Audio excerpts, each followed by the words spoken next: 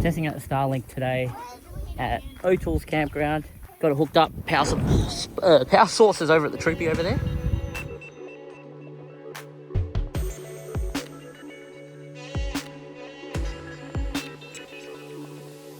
Starlink plugged into the inverter.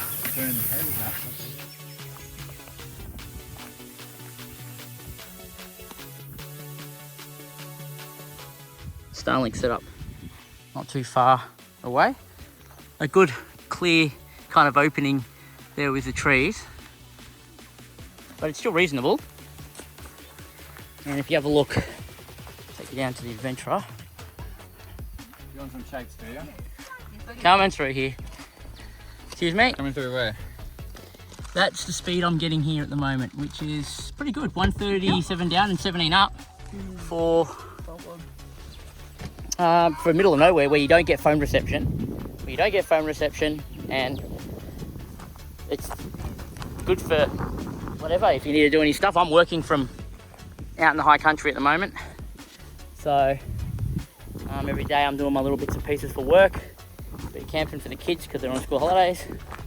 Otherwise, yeah, it's pretty good. So I'm gonna go continue having my drink. I can't hold the camera. And enjoy the campfire. I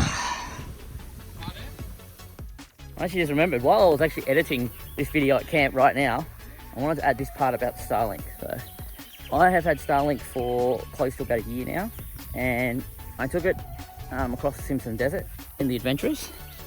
Yes, the videos are all up about that, crossing Simpson Desert. And I've had a really good experience with it. Like, it's not like satellite internet.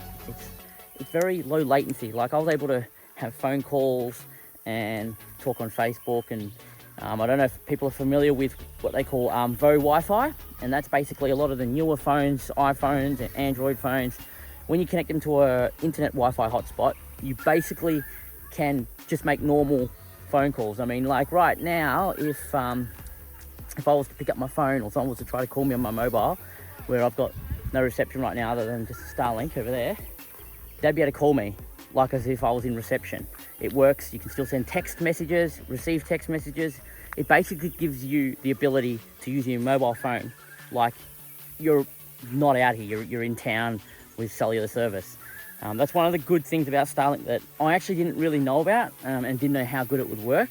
But after having it, I turned on Starlink one night at camp in Simpson Desert, and my text messages came through, phone calls started coming through, and it was just, yeah, it was just like it came into service, really. So that's probably one of the biggest pros I've found, especially for the older lads out there that, you know, not really big with technology.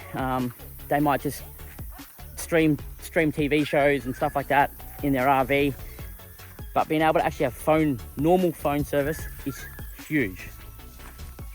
But other than that, Martin, how much did you say the drawing amounts were again for the Starlink what we're looking at? We're drawing about an average of, did you say 30 watts? 30 watts. Yeah. 30 watts at 12 volts, right? Yeah. Yeah, so there you go. It's bouncing around, it's upside down, but I don't know if that helps. It's 20 watts at the moment, but it averages out to be about 30 watts.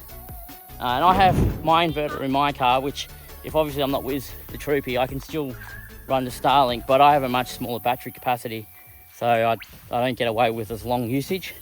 We got a solar panel out at the moment somewhere over down there that's basically offsetting the usage of the Starlink, so it's not using any battery.